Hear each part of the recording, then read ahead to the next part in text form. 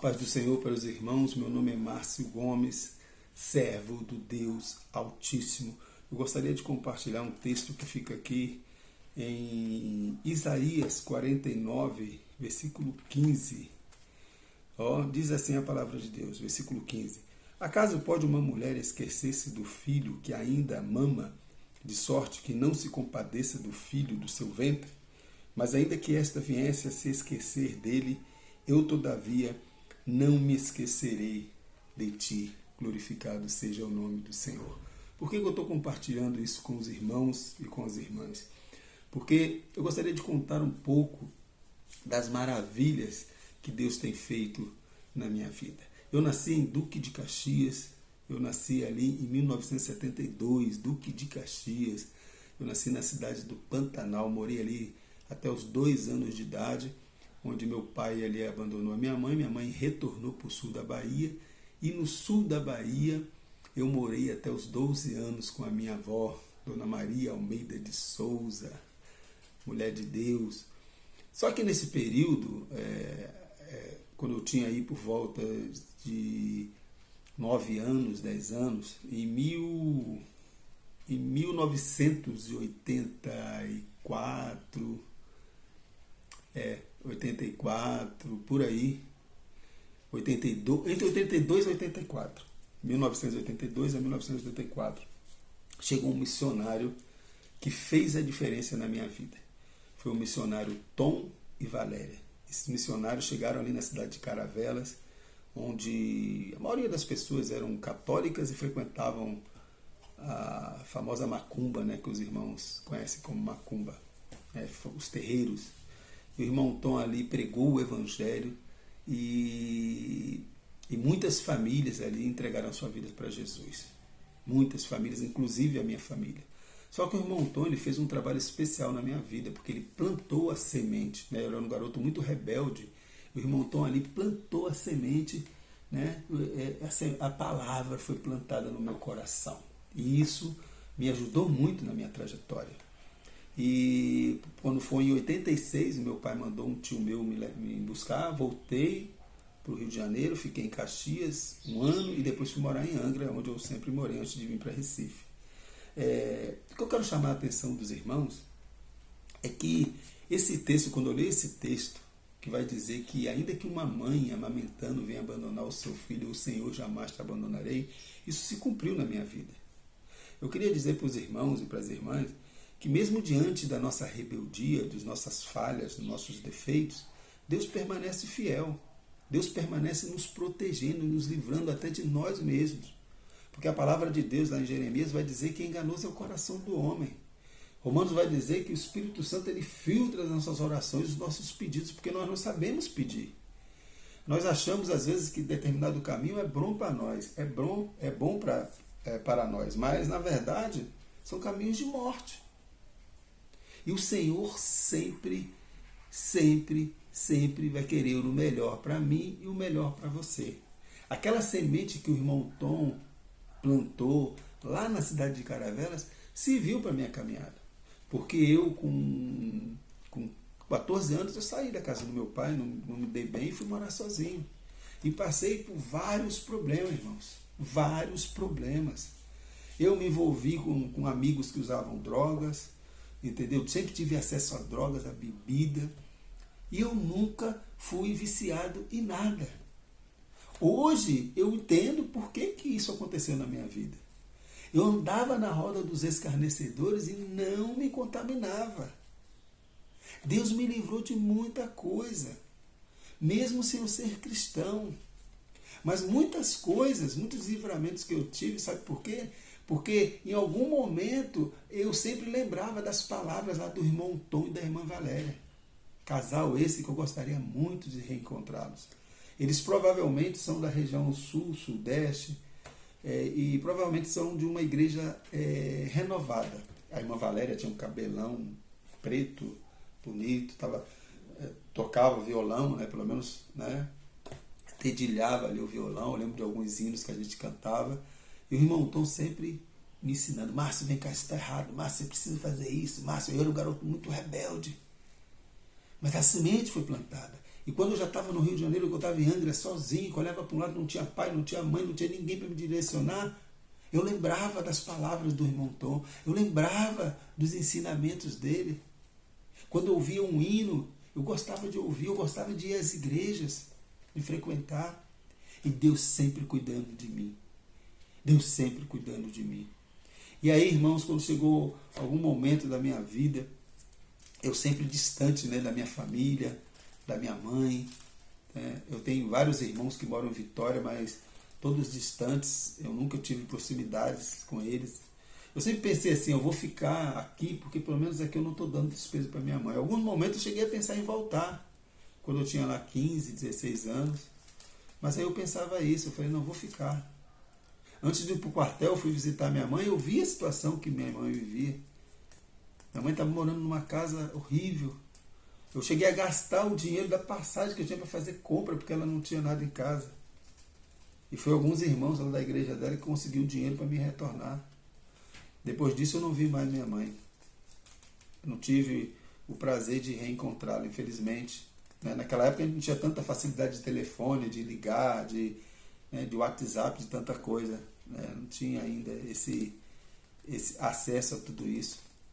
E aí, irmãos, em determinado momento da minha vida, eu comecei a frequentar algumas igrejas, uma igreja aqui, uma igreja ali, até que cheguei, uma certa feita, eu chamei um amigo meu, ele queria aceitar Jesus, ele queria fazer parte de uma igreja congregacional do pastor Marcos, lá de Angra dos Reis, fica ali na Japuíba, e nós fomos lá para aceitar Jesus, na verdade a semente já tinha sido plantada, né? Então foi lá confirmar, mas não houve apelo no dia, nós chamamos o líder dos jovens e nós ali confirmamos.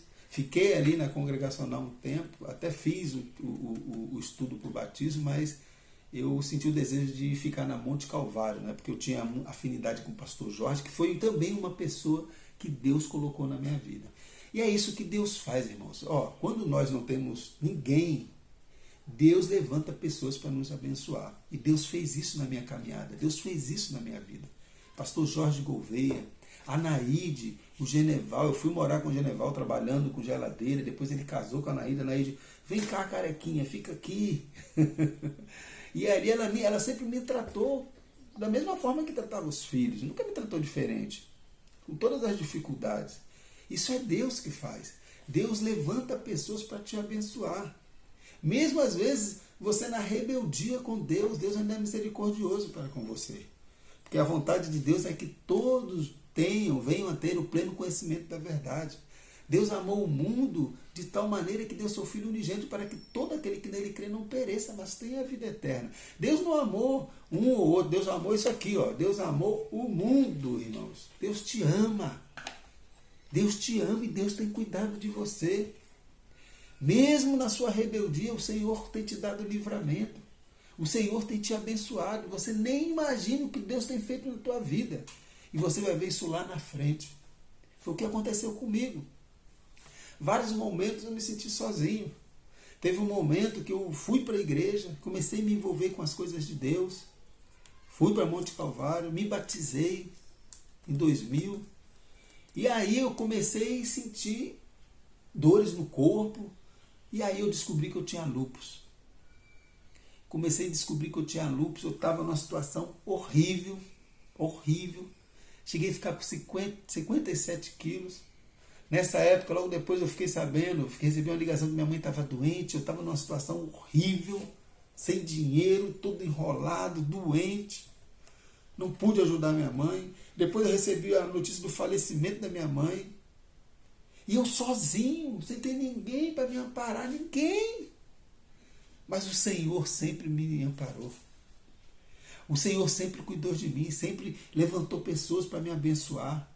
Porque ainda que uma mãe viesse a se esquecer do seu filho, eu, Senhor, jamais me esquecerei de você. O salmista vai dizer no Salmos 27, 10, ainda que teu pai e tua mãe te abandonem, o Senhor teu Deus jamais te abandonará. Nós precisamos crer nisso. Crer nisso. O Senhor cuidou de mim de uma forma maravilhosa. Aí vem os planos. Aí eu comecei a fazer planos. Melhorei do lúpus. comecei a fazer meus... Melhorei não, eu fui para o INSS, né? Dei uma melhorada, fui para o INSS, saí, aí eu dei uma melhorada para o lúpus. Melhorei do lúpus, e aí, isso depois que eu melhorei do lúpus, eu comecei a fazer planos para a minha vida. Comecei a fazer planos. Não vou fazer prova da polícia militar. E o pastor Jorge dizendo, não, isso não é legal, não estou sentindo muito confortável com isso. E eu tentei uma vez, 2 vezes, 3 vezes, depois fui para civil, não consegui. Comecei a fazer planos.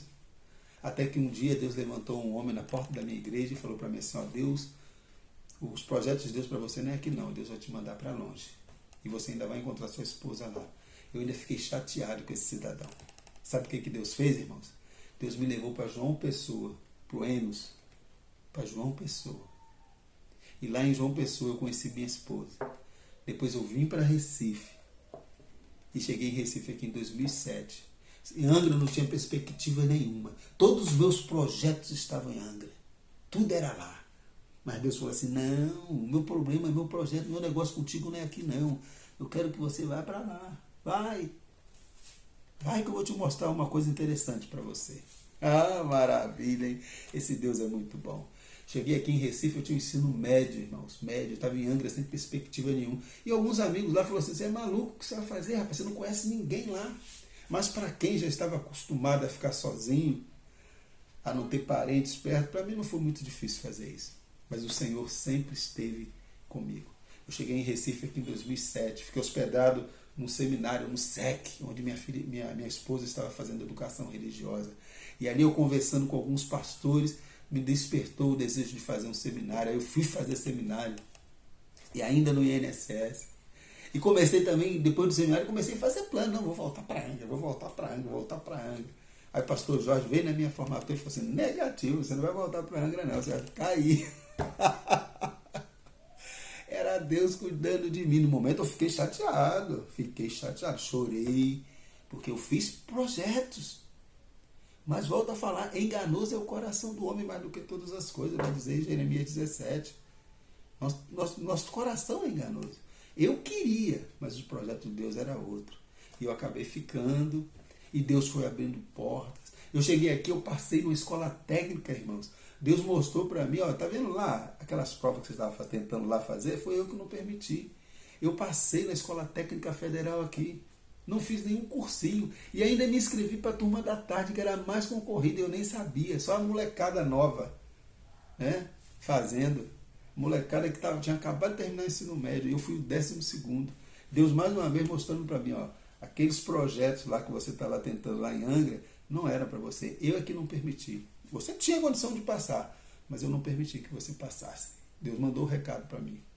E aí eu passei, depois eu fiz o Enem, tirei uma nota fantástica. Tirei 8 na redação, tirei 640, foi o suficiente para me conseguir uma nota, uma vaga na Universidade Federal da Paraíba de João Pessoa, onde eu fiz letras livres. Juntamente com a minha esposa, que entrou também. E nós fizemos ali o curso de letras livres. Depois eu fiz uma pós-graduação em educação especial. Aí depois eu fiz um concurso, passei no concurso. Meus irmãos, Deus escancarou as portas do céu para mim aqui em Recife. Eu nunca imaginava que eu ia vir para Recife. Nunca imaginava. Por isso que a Bíblia vai dizer que os projetos, os planos de Deus, os caminhos de Deus não são os nossos caminhos. Os pensamentos de Deus não são os nossos pensamentos. Às vezes nós queremos trilhar os nossos próprios caminhos, mas Deus, na sua infinita misericórdia, Ele nos abençoa, Ele nos direciona, Ele nos conduz, Ele não permite que nós sigamos caminhos de morte, porque Ele não se alegra com a morte do ímpio. Ele quer que você dê meia volta, Ele quer que você dê meia volta e volte para cá. Volte aos propósitos de Deus, aos planos de Deus. E muitas das vezes a gente acha que Deus nos abandonou, né, minha gente? Deus não te abandonou, Deus não nos abandona. Deus não nos abandona. Acaso pode uma mulher esquecer-se do filho que ainda mama, de sorte que não se compadeça do filho do seu ventre? Ainda que esta viesse a se esquecer dele, eu todavia jamais te esquecerei. Deus nunca se esqueceu de mim. Até quando eu estava com lúpus. que eu achava que ia morrer. Muitas das vezes eu deitava e queria pedir até a morte. Acordava de manhã, irmãos, bebendo água. Eu botava um prato de comida assim para comer, não conseguia comer. Algumas vezes eu cheguei a jogar o prato no chão, definhando. Todo mundo achando que eu ia morrer, sozinho, olhando para o lado, cadê pai, cadê mãe, cadê irmão, cadê primo, cadê tio? Ninguém, eu sozinho, eu e Deus. Eu passei por tudo isso, sozinho. Várias vezes chorei sozinho. Várias vezes eu me senti abandonado por tudo e por todos. Às vezes até com pessoas boas, próximas, mas eu me sentia só. Esse preenchimento que só Jesus poderia preencher, na verdade, eu não entendi. Até que eu comecei a me envolver com as coisas de Deus, e o Espírito Santo começou a trabalhar na minha vida. E eu comecei a deixar, eu comecei a seguir o direcionamento do Espírito Santo de Deus. Quando eu decidi vir para Recife, isso não foi Deus, meus irmãos. Foi Deus. Foi Deus. Eu vendi as coisinhas que eu tinha lá e falei, vou embora. Os amigos, o Marcos França, o Marquinhos, e o pai dele me levou na rodoviária. Depois ele até me falou que achava que eu ia voltar logo, que não ia durar muito tempo, não. Eu já estou aqui 14 anos em Recife. Deus me estabilizou aqui. Quando eu cheguei aqui, Deus abriu as portas. A gente prestava serviço para multinacional como tradutor e intérprete. Nós construímos nossa casa, a casa que nós temos hoje, basicamente com o trabalho daquele cursinho de Libras que eu comecei lá em Angra dos Reis, lá no Morro da Glória com a Rafaela, pessoa também que eu tenho que agradecer, que foi uma pessoa que se dispôs. É pessoas que Deus coloca na nossa vida para nos abençoar, para nos direcionar. Eu estou compartilhando isso com os irmãos, para os irmãos entenderem que, na sua grande maioria, os nossos projetos sempre estarão andando na contramão de Deus. Nós precisamos colocar os nossos planos, os nossos projetos nas mãos do Senhor e dizer, Senhor, eis-me aqui, agora envia-me a mim. Entender, compreender, que mesmo na adversidade, mesmo na hora da enfermidade, mesmo na hora da solidão, o Senhor está contigo, o Senhor te fortalece, o Senhor te abençoa, o Senhor cuida de ti. Deus levanta pessoas para te abençoar. Deus levanta pessoas para te direcionar. Deus abre portas, porque Deus é maravilhoso. Esse Deus é bondoso, esse Deus é rico em misericórdia. O que nós precisamos fazer, meu irmão, minha irmã, é crer nisso, confiar no Senhor. Como diz o salmista no Salmo de número 121. Elevam os meus olhos para os montes. Para os montes, ele estava se referindo lá a Samaria, né? Onde tinha lá os templos que os samaritanos fizeram. Eleva os meus olhos para os montes. Onde virá o meu socorro? É lá nos montes? É lá? Ou será lá em Jerusalém? Não, o meu socorro vem do Senhor, que fez os céus e a terra. Né? O nosso socorro vem do Senhor. O seu socorro vem do Senhor. Deus tem algo maravilhoso fazendo na sua vida. Confie nisso. Creia nisso. Não fique aí achando que você foi abandonado. Não fique achando que você está só, que você não está só.